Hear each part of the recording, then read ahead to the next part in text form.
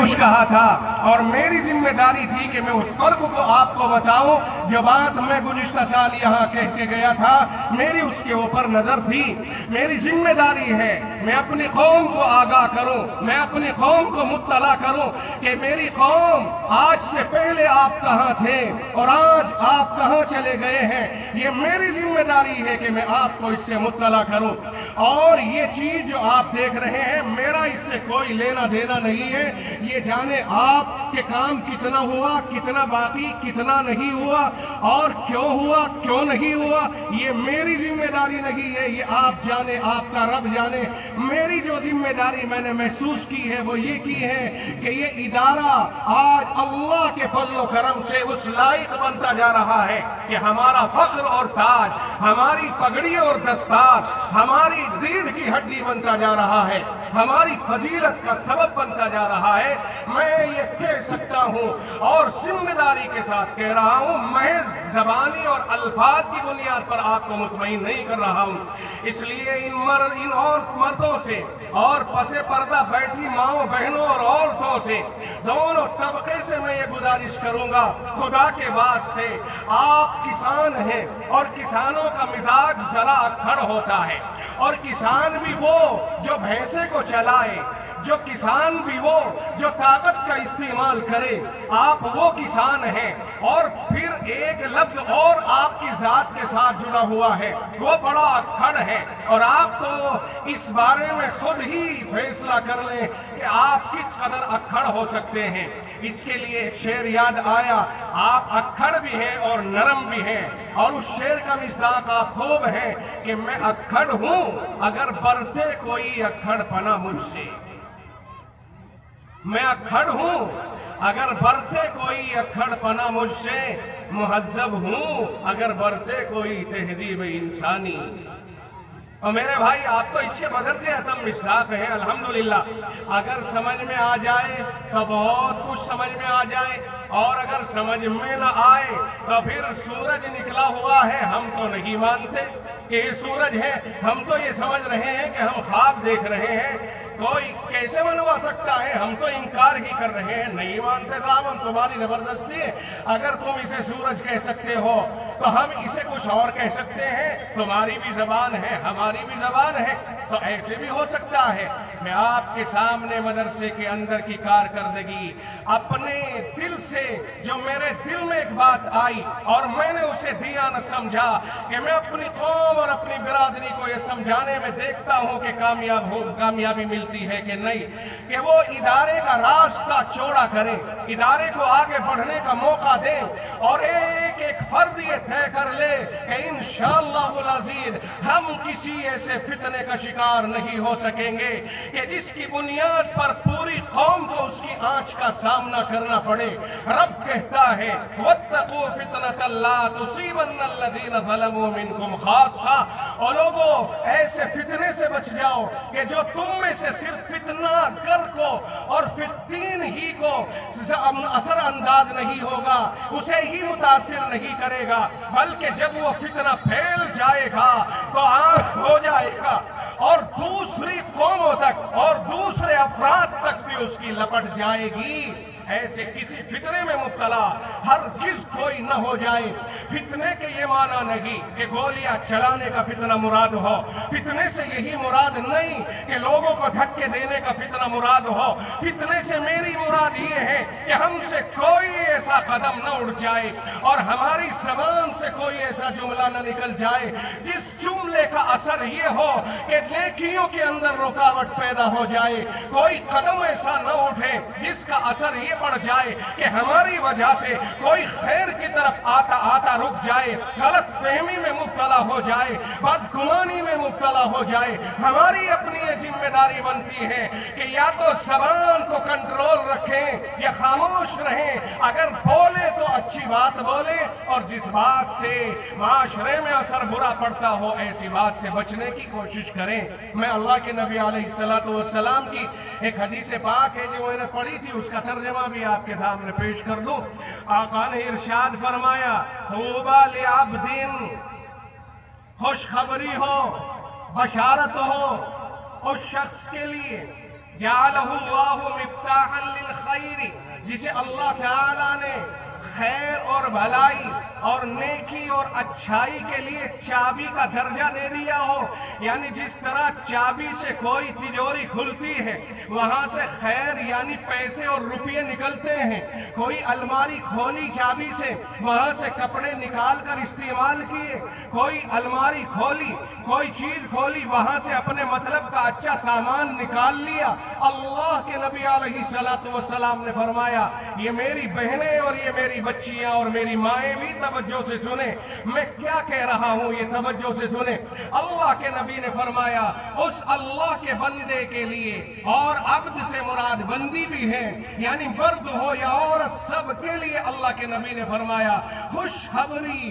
किसके लिए? फरमाया जिसे अल्लाह ताला ने भलाई के लिए ऐसा बना दिया जैसे कोई चाबी के खोलो और निकल आए, और बुराई के ऊपर उसे ताला बना दिया, वह मिग़लाक़न लिश्शर, और ताला बना दिया शरारत के लिए। यानी जिस तरह किसी चीज के ऊपर ताला लगा दिया जाए और फिर वो चीज वहां बंद हो जाती है, निकलती नहीं, इसी तरह से उस आदमी का वजूद बुराई के लिए ताले का काम कर रहा है कि उसके होते हुए बुराई आगे नहीं बढ़ रही है, बुराई को पनपने का मौका नहीं मिल रहा है, बल्कि उसके जरिए खैर ही खैर फैल रही है, भलाइयां ही भलाइयां फैल रही हैं, और माशरे में प्यार और मोहब्बत ही फैल रहा है, नफरतें नहीं फैल रही है, गुंडागर्दी नहीं फैल रही है, बुरा भला कहने वाले नहीं हैं, प्यार और मोहब्बत से अच्छाइयां फैल रही हैं। अल्लाह के नबी ने फरमाया,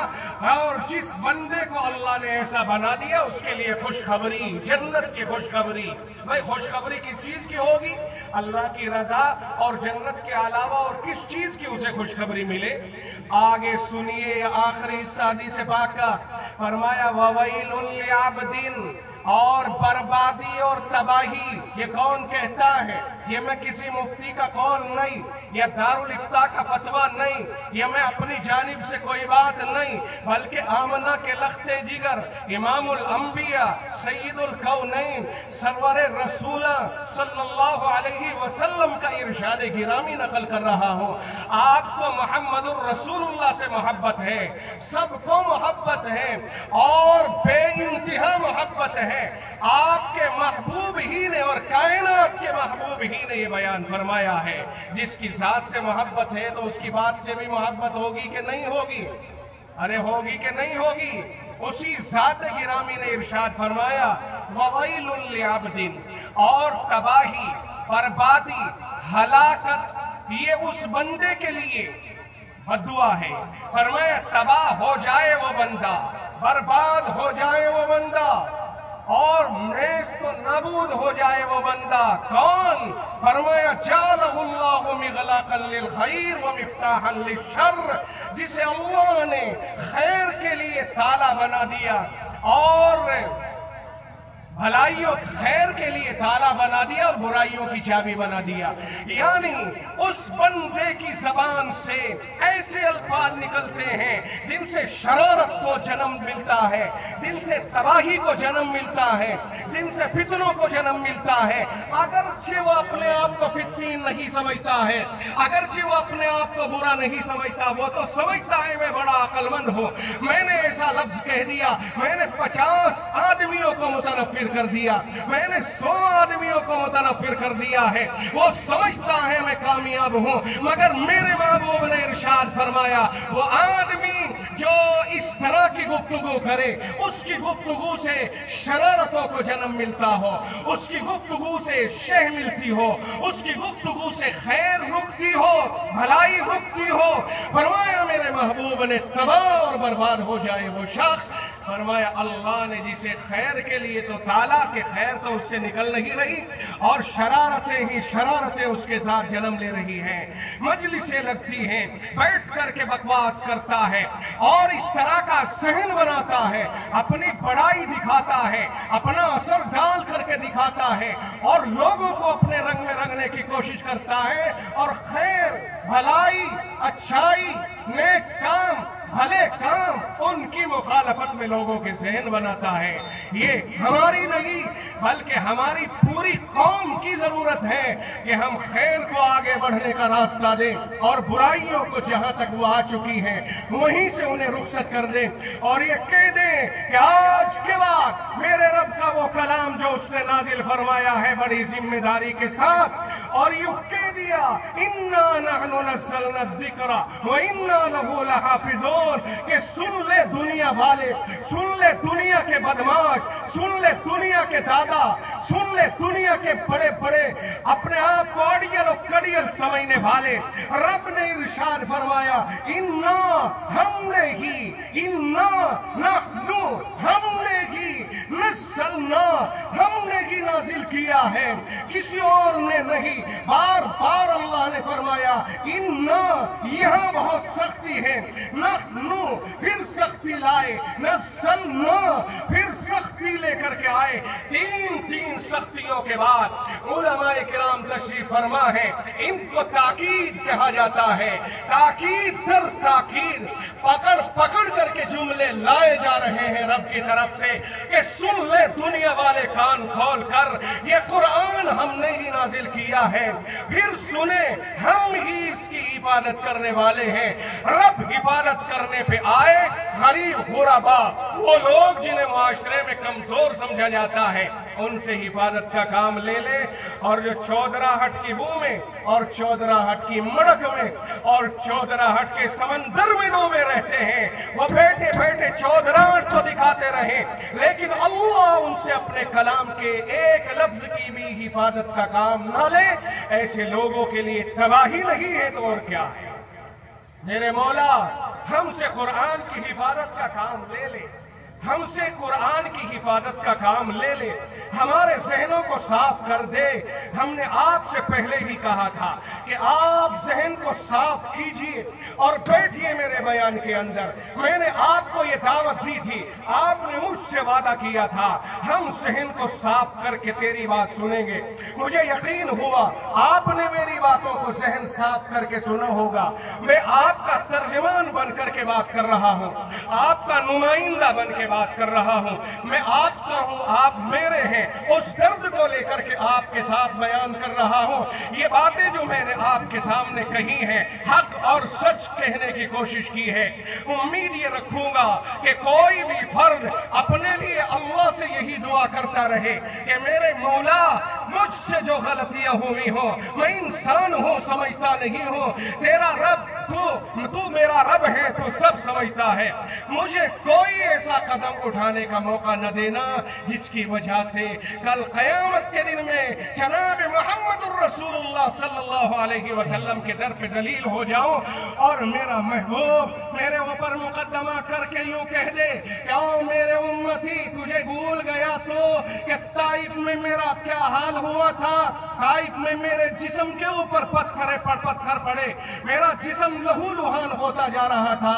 ओहद में मेरे ऊपर पत्थर लगे, मेरे दांत गिर गए थे, मेरा चेहरा जख्मी हो गया था, खून बह रहा था।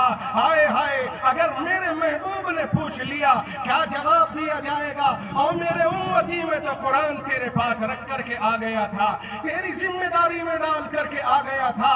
तुझे ये क्यों नहीं सूझी कि तू अपनी साथी वजाहत को एक तरफ रखकर तू मेरे ऊपर नजर कर लेता कि मैंने तो कौम की मार इसलिए खाई थी कि मेरी कौम जहन्नम से बच करके जन्नत की राहों पे आ जाए, मैं कुरान सारी दुनिया में फैल जाए, एक एक उम्मती के दिल में कुरान उतर जाए। हाय हाय, आज बोपरे के बाशिंदों, मर्दों और औरतों, मैं तुमसे खुदा का वास्ता दे करके ये कह के जाऊंगा अगले साल इस मदरसे को आप और दूर ले जाइए ताकि लोग इस पर रश्क करें कि बोपरे का मदरसा कहां से उठ करके कहां चला गया है। मैं आपसे ये उम्मीद रखूंगा अल्लाह मेरी इन कही हुई बातों के ऊपर हम सबको अमल की तौफीक मरहमत फरमाए और मुझे इससे कोई तकल्लुफ और तकद्दुर नहीं कि अगर किसी को मेरी ये बातें पसंद नहीं आई और वो मेरी इन बातों से इख्तिलाफ करे और बाद में मुझे कोई गाली या मेरे ऊपर कोई तबसरा करे, तो देखो हमारे आसाब तो बहुत मजबूत हैं, जो चाहे कह ले, हम पे कोई फर्क नहीं पड़ता।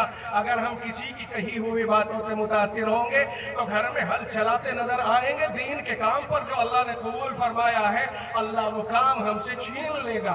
इसलिए किसी के तबसरे से भी हम पे कोई फर्क नहीं पड़ता। वो हम पे तबसरा करेगा, खुदा हमें उसकी नेकियों से नवाजता रहेगा। कल क़यामत के दिन पता चलेगा कि बंदे तेरी नेकियां तो मेरे खाते में आ चुकी हैं। आखिर दावाना अल्हम्दुलिल्लाह।